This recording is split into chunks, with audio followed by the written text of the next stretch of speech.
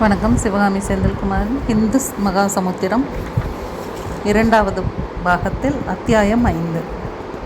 மனுஸ்மிருதியில் பிராமணன். மனுஸ்மிருதி என்றவுடன் பலருக்கு நினைவுக்கு வரக்கூடியது அது பற்றிய கண்டனங்கள் தான். இந்த உயர் ஜாதியினரின் சதி, அதுவும் குறிப்பாக பிராமணர்களின் சூது, மனிதர்களை 4 வகையாக்கி அதில் 4ஆம் வகையினரை மிகவும் தாழ்ந்த நிலையில் வைத்து புரியப்பட்ட கொடுமை, மொத்தத்தில் பெரும் அநீதி இழைத்த நூல் என்றெல்லாம் மனுஸ்மிருதியை பற்றிய விமர்சனங்கள் பல ஆண்டுகளாக செய்யப்பட்டு வருகின்றன. அப்படிப்பட்ட மனுஸ்மிருதியிலிருந்து எடுத்த எடுப்பிலேயே சில பகுதிகளை நாம் பார்த்து விடுவோம். சூத்ரோ பிராமண தாமேதி பிராமண செய்தி சூத்திரதாம் சத்ரியா ஜாதமேவம் து வித்யா சைவத்திய தெய்வச்ச. சூத்திரன் பிராமணனாகலாம், பிராமணனும் சூத்திரனாகலாம். அதேபோல் சத்திரிய மற்றும் வைசிய வர்ணங்களை சார்ந்தவர்களின் மகன்களும் வேறு வர்ணத்தை அடையலாம். குரும் வா பாலவிருத்தோவா பிராமணம் வா பகுஸ்ருதம் ஆததாயினமாயாந்தம் ஹன்யா தேவா விசாரயன். குருவோ இளைஞனோ வயோதிகனோ பிராமணனோ மெத்த கற்றவனோ ஆயினும் சரி, ஒருவன் வன்முறை எண்ணத்துடன் வந்தால் அவனை தயக்கமின்றி கொன்றுவிட வேண்டும். அஷ்டாபத்தியம் து சூத்ரஸ்ய ஸ்தேயே பவதி கில்பிஷம் ஷோடசைவது வைஸ்வஸ்ய த்வாத்ரிம்சத் சத்ரியஸ்ய ச பிராமணஸ்ய சதுஷ்ஷஷ்டி பூர்ணம் வாபி சதம் பவேத் த்விகுணா வா சதுஹு ஷஷ்டி தத் தோஷகுணா வித்தி சக. அறிந்து திருட்டு குற்றத்தை செய்கிற சூத்திரனுக்கு வழக்கமான தண்டனையை விட 8 மடங்கு அதிகமான தண்டனை விதிக்க வேண்டும். வைசியனுக்கு 16 மடங்கு, சத்திரியனுக்கு 32 மடங்கு. குற்றத்தின் தன்மையை அறிந்தவன் என்பதால் பிராமணனுக்கு 64 மடங்கு தண்டனை அல்லது 100 மடங்கு அல்லது 128 மடங்கு தண்டனை விதிக்க வேண்டும். அப்ராம்னாத் அத்யயனம் ஆபத்காலே விதீயதே அனுவ்ரத்யா ச சுஷ்ருஷா யாவத் அத்யயனம் குரோஹோ. தவிர்க்க முடியாத நேரங்களில் பிராமணனானவன் பிராமணன் அல்லாத குருவிடமிருந்து போதனை பெறலாம். அப்படி போதனை பெறுகின்ற காலத்தில் அந்த குருவுக்கு அந்த மாணவன் பணிவிடை செய்ய வேண்டும். கோரக்ஷகான் வாணிஜி காம்ஸ்ததா காருஹு சீலவான் பிரேஷ்யான் வா துக்ஷிகாம் ஸ்வைவ விப்ராச்சோத்ர வதாச்சரே. மாடு மேய்ப்பது, வர்த்தகம் செய்வது, தொழில்களை நடத்துவது, நடிப்பு அல்லது சங்கீதத்தை தொழிலாக மேற்கொள்வது, வட்டிக்கு பணம் இடுவது மற்றும் பிறரிடம் பணி செய்வது போன்றவற்றில் ஈடுபடுகிற பிராமணர்கள் சூத்திரர்களாகவே நடத்தப்பட வேண்டும். சாஸ்திர விதிமுறைகளின்படி நடக்காத பிராமணனை மனு தர்மம் எவ்வாறு அணுகுகிறது என்பதையும் பார்த்துவிட்டு மேலே செல்வோம். சாதுவைப் போல வேடம் அணிந்து கொண்டு மற்றவர்களின் பொருள் மீது விருப்பம் வைத்து பொய்யை பரப்பி கர்வம் கொண்டு மற்றவர்களை பற்றிய நல்ல வார்த்தைகளை பொறுக்க முடியாத பொறாமைக்காரனாக திகழ்பவன் பூனையின் தன்மையை உடையவன் எனப்படுகிறான். தான் தேடுகிற இறை வெளியே வருகிற வரையில் அடக்க குணம் உடையது போல் நடித்து இறை வெளியே வந்தவுடன் பாய்ந்து பிடித்து அதை கொண்டு திடுகிற குணம் பூனையினுடைய குணம். இப்படிப்பட்ட குணமுடைய பிராமணன் நரகத்தில் வீழ்கிறான். பூனை குணமுடைய பிராமணனுக்கோ வேதங்களை கற்றறியாத பிராமணனுக்கோ ஒரு சிறிய தானத்தையும் கூட நன்னடத்தை உள்ள மனிதன் செய்துவிடக்கூடாது.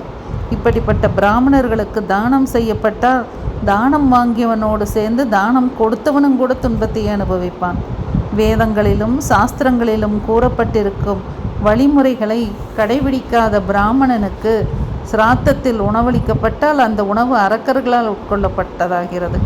பிராமணர்களுக்கு பல சலுகைகளை அளித்து வசதிகளை செய்து கொடுத்து விடுகிற நூல் என்று விமர்சிக்கப்படுகிற மனுஸ்மிருதி பிராமணர்களை பற்றி சொல்லியிருக்கிற சில நிபந்தனைகளை மேலே பார்த்தோம். பிராமணனும் சூத்திரனாகலாம், சூத்திரனும் பிராமணனாகலாம். தன்னை கொள்கின்ற எண்ணத்தோடு வருகின்ற பிராமணனை சற்றும் தயக்கமில்லாமல் கொன்றுவிட வேண்டும். ஒரு குற்றத்தை புரிகிற பிராமணனுக்கு சாதாரண தண்டனையை விட 68 மடங்கு அதிக தண்டனை கொடுக்க வேண்டும். சில நேரங்களில் பிராமணர் அல்லாதவரிடத்திலும் பிராமணன் வேதம் கற்கலாம். சூத்திரன் விருந்தாளியாக வந்தால் பிராமணன் அவனை உபசரிக்க வேண்டும். வர்த்தகம், தொழில்கள் ஆகியவற்றில் ஈடுபடுகிற பிராமணர்கள் சூத்திரர்களாகவே நடத்தப்பட வேண்டும்.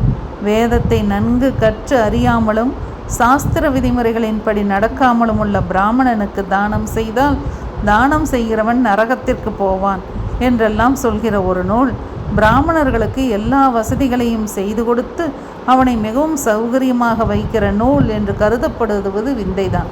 ஒரு விஷயத்தை நாம் மறந்துவிடக்கூடாது. 4 வர்ணங்களை சிருஷ்டி செய்தது மனுஸ்மிருதி அல்ல. வர்ணங்கள் பற்றிய குறிப்பு ரிக்வேதத்திலேயே வருகிறது. ஆனால் வேத காலத்தில் பிறப்பினாலேயே ஒருவன் எந்த வர்ணத்தையும் சார்ந்தவனாகிவிடவில்லை.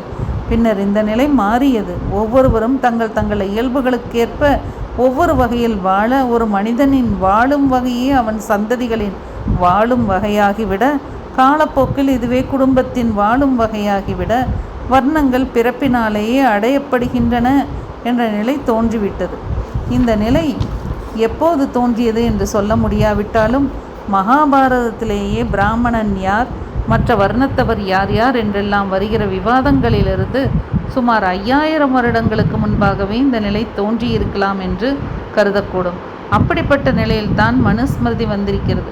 அப்படி இருந்தும் கூட பிறப்பினால் மட்டுமே பிராமணனாகிறவனுக்கு முதன்மையை தர மனுஸ்மிருதி முன்வரவில்லை என்பது குறிப்பிடத்தக்கது. மனுஸ்மிருதி பிராமணனுக்கு வைத்திருக்கிற நிபந்தனைகளை எல்லாம் பார்க்கும்போது பிராமணன் என்பது ஒரு அந்தஸ்தா அல்லது ஒரு தண்டனையா என்ற சந்தேகமே கூட வந்துவிடும். அவ்வளவு நிபந்தனைகள்.